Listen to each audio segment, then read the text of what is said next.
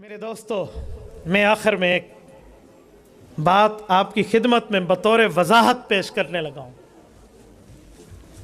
لوگ پوچھتے ہیں مسئلہ فدق کیا ہے، لوگ سوال کرتے ہیں یہ فدق کا مسئلہ کیا ہے، یہ باغ فدق کے معاملات کیا ہیں۔ آج اللہ آپ کو مدینہ منورہ لے جائے، اللہ آپ کی برکت سے ہمیں بھی لے جائے۔ آپ مدینہ منورہ سے تبوک روڈ پہ سفر کیجئے، 180 کلومیٹر بعد آپ کو ایک سٹی ملے گا جس سٹی کا نام خیبر ہے۔ خیبر میں دو وہاں شہر بستے ہیں، ایک کو خیبر قدیم کہتے ہیں، ایک کو خیبر جدید کہتے ہیں۔ میں اپنی آنکھوں سے دونوں شہروں کو کئی بار الحمدللہ زیارت کر کے آیا ہوں۔ خیبر جدید وہ ہے جو آج کا شہر وہاں آباد اور بسا ہوا ہے۔ خیبر قدیم وہ ہے جہاں شیر خدا علی المرتضی رضی اللہ عنہ نے مرحب کی آنکھوں میں آنکھیں ڈال کے کہا تھا، اوہ مرحب 1000 انسانوں سے تنہا لڑنے کا دعویٰ رکھنے والا تو ہوگا، لیکن میں ابھی بچہ تھا۔ میری ماں فاطمہ بنت اسد رضی اللہ عنہا نے اپنی گود میں مجھے دودھ پلاتے ہوئے کہا تھا کہ اے علی، تو علی بعد میں ہوگا، حیدر پہلے ہوگا۔ ماں نے مجھے حیدر بمانا شیر اپنی گود میں کہا تھا، انا الذی سمتنی امی حیدرہ کلیس غابات کریہ المنظرہ، میں حیدر ہوں، مرحب سوچ کے مجھ پہ وار کرنا، میں آپ کے منظر کو بھیانک میں بدل دوں گا۔ یہ وہ خیبر شہر ہے جہاں علی المرتضی نے مرحب سے آنکھوں سے آنکھیں ملا کر، آنکھوں سے آنکھیں چار کر کے چیلنج کیا تھا، اور مرحب نے وار کیا تو تلوار ٹوٹ گئی، وہ حواس باختہ ہوا، اپنی ہتھا ہو گیا۔ علی المرتضی نے ہاتھ پیچھے رکھ کے کہا، جا اپنے خادم سے تلوار لے لے، کہیں کوئی یہ نہ کہے علی نے ہتھوں پر ہاتھ اٹھایا کرتا تھا۔ پھر سیدنا علی المرتضی کے اوپر اس کا دوسرا وار بھی کارگر نہ ہوا، اور یہاں سے ذوالفقار اٹھی ہے، لا سیف الا ذوالفقار ولا فتح الا علی، یہاں سے تلوار اٹھی ہے اور مرحب دو ٹکڑوں میں بدل گیا ہے، دو لخت کر دیا ہے۔ وہ خیبر اور کیا خیبر، خیبر فتح ہوا، قلعہ فتح ہو گیا اس جگہ پہ۔ اس کے ساتھ کچھ اور بھی زمینیں تھیں جو بغیر جنگ کے فتح ہوئی، اسے کہتے ہیں مال فے۔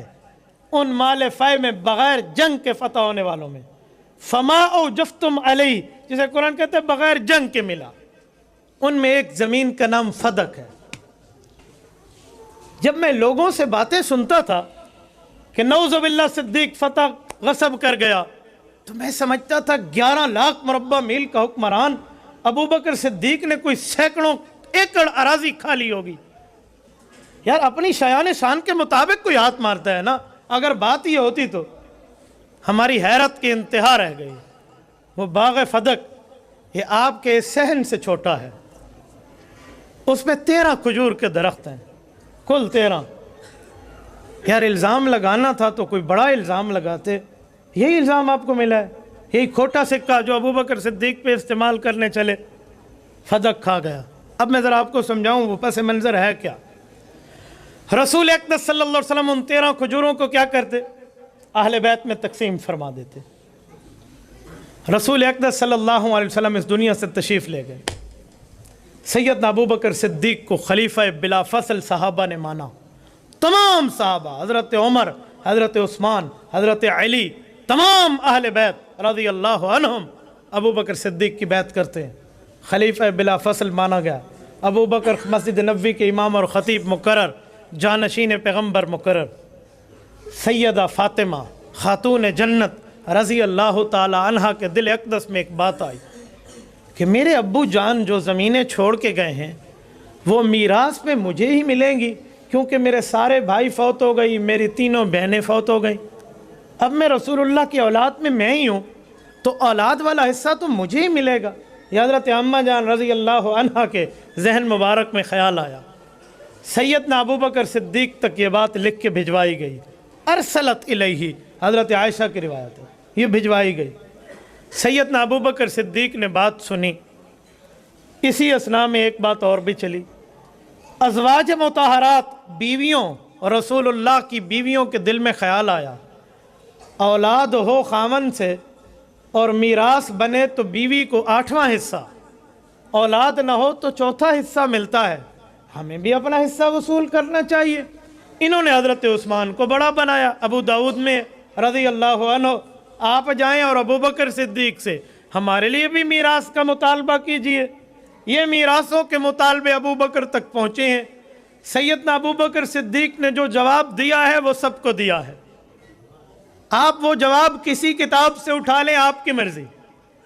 احتجاج تبرسی میں امام احمد تبرسی لکھتے ہیں، حق الیقین میں ملا باقر مجلسی لکھتے ہیں، اور ہماری کتب میں الطبقات الکبریٰ امام ابن سعد لکھتے ہیں طبقات کبریٰ میں، المتوفی 230 ہجری، جو امام بخاری سے بھی 26 سال پہلے دنیا سے رخصت ہوئے ہیں، وہ لکھتے ہیں۔ اسی طرح سنن کبریٰ بہقی میں امام ابو الحسین بہقی لکھتے ہیں۔ یہ تمام دونوں اطراف سے متفق علیہ کتابیں ہیں، یہ سب لکھتی ہیں۔ ابو بکر صدیق فرمانے لگے، لخت جگر پیغمبر، بیٹی فاطمہ خاتون جنت، اگر جائیداد چاہیے ابو بکر کی ساری جائیداد آپ کے قدموں پہ نثار ہے۔ نہیں ابو بکر مجھے جائیداد نہیں چاہیے، میں تو اپنے والد کا حصہ بطور برکت لینا چاہتی ہوں۔ بیٹی فاطمہ، جس پیغمبر کی میراث کی بات آپ کر رہی ہیں، یقیناً آپ کے شاید علم میں نہ ہو کہ آپ ہی کے والد محترم نے فیصلہ فرمایا تھا۔ یہ فیصلہ کیا تھا؟ نحن معاشر الانبیاء لا نورث ولا نورث ما ترکناہ صدقہ۔ لوگوں، انبیاء اور امت کا معاملہ جدا ہے۔ جب امتی فوت ہو تو قرآن کہتا ہے یوصیکم اللہ فی اولادکم للذکر مثل حظ الانثیین، میراث بن کے ورثاء کے پاس چلا جائے گی۔ لیکن جب نبی فوت ہوتا ہے ما ترکناہ صدقہ، میراث جائیداد نہیں بنتی، وہ تمام زمین امت پر صدقہ ہو جاتی ہے۔ ابو بکر صدیق فرماتے ہیں، بیٹی لخت جگر فاطمہ الزہرا، یاد رکھنا یہ آپ کے ابو کا فرمان اور فیصلہ ہے۔ یہ فیصلہ آپ اپنے خاوند علی المرتضی سے پوچھئے، رسول اللہ کے چچا سیدنا عباس بن عبد المطلب رضی اللہ عنہ سے پوچھئے، سوال کیجئے، کیا پیغمبر کا فیصلہ یہ نہیں تھا؟ حضور نے خود میراث اپنی نہیں رکھی، اور جو رکھا ہے وہ وہی ہے۔ ھذا ما قضا محمد الرسول اللہ صلی اللہ علیہ وسلم واقضی بما قضى النبی صلی اللہ علیہ وسلم، وہ وہی ہے جو فیصلہ حضور کا تھا اہل بیت میں تقسیم ہوتا، وہی فیصلہ میں برقرار رکھنا چاہتا ہوں تاکہ حضور کا فیصلہ وہی برقرار رہے۔ نہ مداخلت فیصلے میں آپ کریں، نہ مداخلت فیصلے میں میں کروں۔ آپ بتائیں کیا چاہتی ہیں؟ حضرت فاطمہ رضی اللہ عنہ فرماتی ہیں طبقات الکبریٰ میں، اما انت سمعت رسول اللہ صلی اللہ علیہ وسلم فانت، ابو بکر جو آپ نے رسول اللہ سے فیصلہ سنا ہے اسی فیصلے پہ عمل کیجئے۔ یہ تو 1400 سال پہلے سے معاملہ طے ہو گیا تھا۔ اور صدیق اکبر رضی اللہ عنہ نے اپنی بیٹی سمیت حضور کی بیویوں کو جواب دیا، عمر فاروق کی بیٹی سمیت حضور پاک کی بیویوں کو جواب دیا، ام المؤمنین حضرت حفصہ اور ام المؤمنین سیدہ عائشہ رضی اللہ عنہما، ان سمیت جواب دیا کہ پیغمبر کی بیویوں میں میراث کہاں جائے گی جب بیٹیوں بیٹوں تک نہیں ہے؟ کہاں جائے گی؟ آپ کا حصہ بھی نہیں ہے، وہی ہوگا جو آپ کے ہاں آتا تھا پہلے حضور کے دور میں، اب میں بھی وہی کروں گا، میرے گھر ایک دانہ بھی ان کھجوروں کا نہیں آئے گا۔ کیا آپ یہ چاہتی ہو میں حضور کا فیصلہ بدل دوں؟ جی نہیں، ہم تو برکت کے لیے رکھنا چاہتے تھے۔ کہا برکت سے بہتر پیغمبر علیہ السلام کا فیصلہ ہے۔ جی طے ہو گیا، طے ہو گیا، معاملہ ختم۔ صدیق اکبر رضی اللہ عنہ نے اس کے بعد بھی حجت اتمام کی ہے۔ سنن الکبریٰ بہقی میں روایت موجود ہے، ابو بکر صدیق رضی اللہ عنہ آئے ہیں، کسی کو شک ہو تو میں کتاب کھول کے دکھا سکتا ہوں۔ سیدنا صدیق اکبر رضی اللہ عنہ تشریف لائے ہیں، حضرت علی المرتضیٰ کے دروازے پہ تشریف لائے ہیں، اور سیدنا علی المرتضیٰ کے دروازے پہ تشریف لائے، گرمی کا ٹائم ہے، حضرت ابو بکر صدیق پہنچے ہیں، سیدہ فاطمۃ الزہرا کے خاوند سیدنا علی المرتضیٰ نے دیکھا ابو بکر آپ تشریف لائے، کہ جی پردے میں پیغمبر کی بیٹی خاتون جنت سے ابو بکر کچھ بات کرنا چاہتا ہے، کہ جی بہتر میں گھر سے پوچھ لوں، جی بخوشی پوچھئے۔ اما جان فاطمہ کے پاس ابو بکر صدیق کا پیغام خود علی المرتضیٰ رضی اللہ عنہ لاتے ہیں۔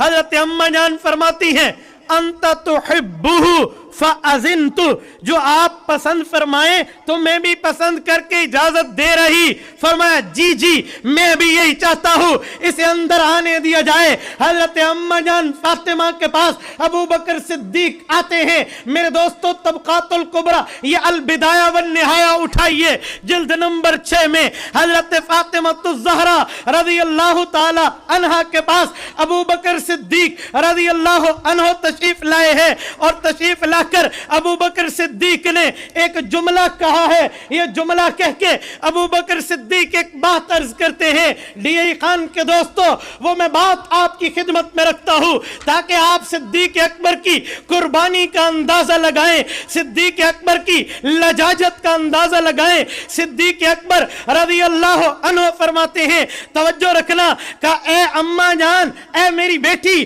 فاطمہ، واللہ ما ترکت الدار والمال والاہل والعشیرۃ الا ابتغاء مرضات اللہ ومرضات رسول اللہ ومرضاتکم آل البیت۔ خدا کی قسم ابو بکر آپ کا مال کھانے والا نہیں ہے، میں نے تو پیغمبر کا فیصلہ برقرار رکھا ہے، اور میں ابو بکر کے بارے میں اگر آپ کو خوف ہو تو یاد رکھنا میں نے اپنا گھر چھوڑا تھا، آپ کے ابو کے گھر کے لیے اپنا مال قربان کیا تھا، آپ کے والد محترم پہ اپنے خاندان سے لڑا تھا، رسول اللہ کی عظمت پہ، تاکہ حضور راضی ہو، میرا اللہ راضی ہو، اہل بیت راضی ہو۔ اللہ کی قسم میں کھانے کے لیے نہیں کہہ رہا تھا، میں نے تو حکم پیغمبری سنایا۔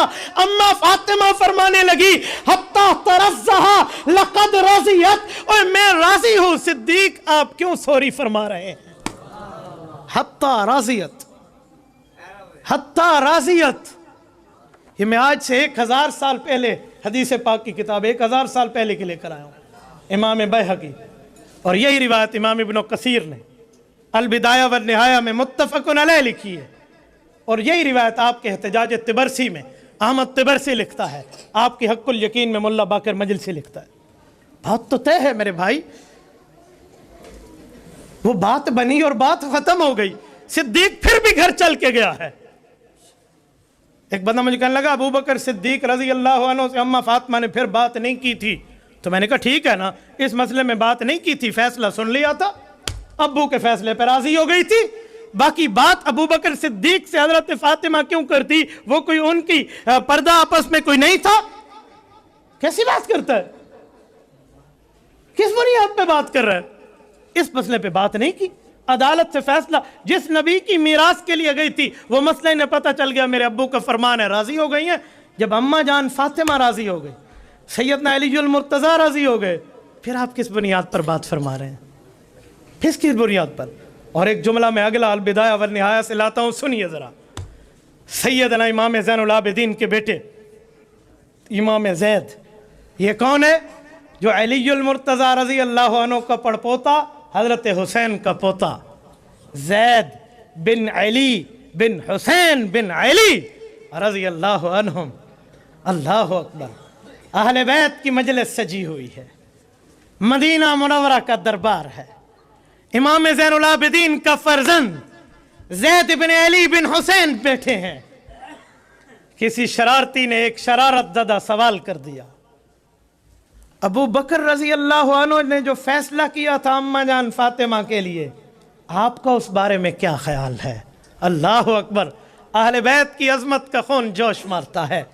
سیدنا علی المرتضیٰ کا پڑپوتا، امام حسین کا پوتا، امام زین العابدین غازی مارکہ کربلا کا بیٹا زید بن علی گویا ہوتا ہے۔ کہا میرا کیا خیال ہے؟ सुनोए अमा अना फलौ कुन्तु मकान अबी बकरिन रज़ी अल्लाह अन्हु लहकमतु बिमा हकम अबू बकरिन रज़ी अल्लाह अन्हु फी फदक। अगर उस वक्त अबू बकर की जगह मैं अली का पोता होता, वही फैसला करता जो अबू बकर ने किया है, वही फैसला करता जो अबू बकर सिद्दीक ने किया है। लहकमतु बिमा हकम अबू बकरिन रज़ी अल्लाह अन्हु। कैसी बात की जा रही है, कैसी बात पेश की जा रही है। अहले बैत तो अबू बकर सिद्दीक की सफाई और ताईद पेश फरमा रहे हैं। ओए ये गासिब था, और जब सिद्दीक अकबर की बेटी से रसूलुल्लाह की शादी हुई है, 500 दिरहम हक महर मुकर्रर हुआ, तो सिद्दीक अकबर फरमाते हैं मुझे ये बात अच्छी न लगी कि रसूलुल्लाह जेब से पैसा अदा करें। सिद्दीक अकबर ने हुजूर की बीवी का हक महर अपनी जेब से दिया था। हिजरत के वक्त 2 ऊँटनियां दी थी। हिजरत के सफर पे 40,000 दीनार रसूलुल्लाह सल्लल्लाहु अलैहि वसल्लम की जान पर खर्च किए थे, और ये फिदक खा गया था जिसने जान माल रसूलुल्लाह पे लगाया। जो इस सफर में यूं पैसे लुटाता फिरता है, जो माल लगाता फिरता है, कहते माली अनफिक अला रसूलिल्लाह, या रसूलल्लाह माल अबू बकर कमाए, हुक्म आप पे खर्च हो। ये खा गया था, इसे गासिब कहते हो। ये गसब कर गया था जिसने अपनी जान, अपनी माल, अपनी औलाद, अपना सब कुछ पैगंबर इस्लाम पर लगा दिया था। अच्छा चलो मैं एक कदम बढ़ के कहता हूं, हमारे 12 आइम्मा हजरत अली, इमाम हसन, इमाम हुसैन, इमाम ज़ैनुल आबिदीन, इमाम मोहम्मद बाकिर, इमाम जाफर सादिक, इमाम मूसा काज़ी, इमाम अल रज़ा, इमाम तक़ी, इमाम नकी, इमाम हसन अस्करी, इमाम महदी रज़ी अल्लाह अन्हुम, अजिल्ला शख्सियात में किसी एक का कौल पेश कर दो कि सिद्दीक ने यह बाग अपने कुंबे और फैमिली के नाम पे करा दिया हो। कयामत तक ये बात नहीं मिल सकती। ये तो सब राजी रहे उनसे। सिद्दीक ने अपने कुंबे पे करा लिया हो, अपने नाम पे अलाट करा लिया हो, आमदन से जायद असासा बना लिया हो, कोई तो पेश करके दिखा दो। और सिद्दीक ने अगर रसूलुल्लाह की बेटी को यही फैसला सुनाया है, तो हुजूर की बीवी और अपनी बेटी आयशा को भी यही फैसला सुनाया है। सिद्दीक ने अपने घर में भी तो नहीं दिया। क्या तुम ये चाहते हो सिद्दीक पैगंबर के फैसले में मुदाखलत करता? बोलिए बोलिए। सिद्दीक पैगंबर के फैसले को बदल देता, पैगंबर के फैसले को अबू बकर तब्दील करता, यही चाहते हो? सिद्दीक ने तो पैगंबर के फैसले को बरकरार रखा है। इस फैसले को अबू बकर सिद्दीक रजी अल्लाह अन्हु बरकरार रख रहे हैं। ये कैसे हो सकता है कि अबू बकर सिद्दीक रजी अल्लाह अन्हु पैगंबर के फैसले को बदल दे? और सिद्दीक अकबर रजी अल्लाह ताला अन्हु को अल्लाह रब्बुल इज़्ज़त ने ये जो फैसला कराया है सिर्फ सिद्दीक का नहीं है। ये पहले फैसला नबी का है, फिर फैसला सिद्दीक का है, फिर उमर का है, फिर उस्मान का है, फिर सैयदना अली का है रजी अल्लाह अन्हु। इन सब ने अपने दौरों में भी यही किया था।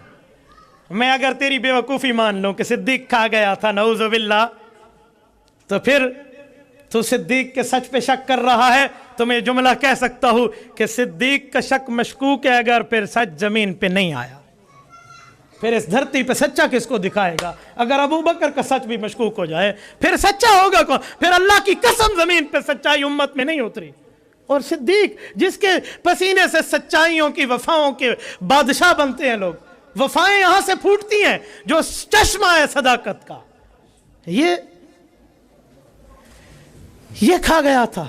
मेरे दोस्तों मैं एक जुमला कहता हूं, हजरत अबू बकर खा गया तुम्हारे मुताबिक, हजरत उमर हजरत उस्मान खा गए नऊज़ु बिल्लाह, फिर हजरत अली की हुकूमत आई या ना आई? बोलिए। तो बाग़ फदक कोई गुमलजाम नहर के नीचे आ गया था? ये पानियों में आ गया था? फदक की ज़मीन तो हजरत अलीउल मुर्तज़ा के ज़ेर कंट्रोल इलाके में मौजूद थी। तो जब हजरत अलीउल मुर्तज़ा बिला शरकत गैर हुक्मरान बने थे और 4.5 साल बने थे, हजरत फ़ातिमा तो दुनिया से रुखसत हो गई रज़ी अल्लाह अन्हा, हजरत हसन हुसैन तो जिंदा थे, हजरत उम्मे कुलसूम और हजरत ज़ैनब तो जिंदा थी, हजरत फ़ातिमा की औलादें। तो अली बुलाता, मेरी बेटियों मेरे बेटों आ जाओ, वो तो खा गए थे, मैं तुम्हें तुम्हारे नाम पे तुम्हारी माँ की जायदाद अलाट कर दूँ। हजरत अली ने भी तो नहीं किया। क्यों? اس لیے کہ اہل بیت کا فیصلہ میں سنا چکا ہوں البدایہ سے کہ ابو بکر کی جگہ اگر ہم ہوتے تو یہی فیصلہ کرتے. یہ فیصلہ وہی ابو بکر والا اور نبی والا علی نے برقرار رکھا ہے رضی اللہ عنہم. پھر فتویٰ صرف ابو بکر پہ کیوں ہے؟ پھر غصہ صرف خلیفہ وقت کی جوڈیشری پہ کیوں ہے؟ پہلے دن سے عدالتوں میں انصاف نہیں ملا. یہ کس بنیاد پہ باتیں ہو رہی ہیں؟ یہ کس بنیاد پہ کہا جا رہا ہے سبحان اللہ و بحمدی سبحان اللہ العظیم؟ دوسرے لفظوں میں یہی کہنا چاہتے ہو کہ پھر چوتھی جوڈیشری جو حضرت علی المرتضیٰ کی تھی اس نے بھی ناانصافی سے کام لیا تھا؟ یا ابو بکر صدیق کو بہانہ بنا کر علی کو نشانہ بنایا جا رہا ہے؟ کیا مطلب؟ کس بنیاد پہ کہا جا رہا ہے؟ اور میں ایک بات قول فیصل کے طور پہ بات ختم کرتا ہوں، توجہ رکھنا. اللہ کی چاہت یہی تھی، اللہ کی مرضی ہی یہی تھی. ابو بکر خلیفہ اول بنے اور یہ فیصلہ کرائے، علی خلیفہ آخر بنے اور پھر اس فیصلے کو برقرار رہے. اگر علی پہلے نمبر پہ خلیفہ بن جاتے تو صدیق کے فیصلے کی تائید کون کرتا؟ نہیں سمجھے؟ صدیق کے فیصلے کی تائید کون کرتا؟ آؤ میں تمہیں 5 تن پاک دکھاؤں.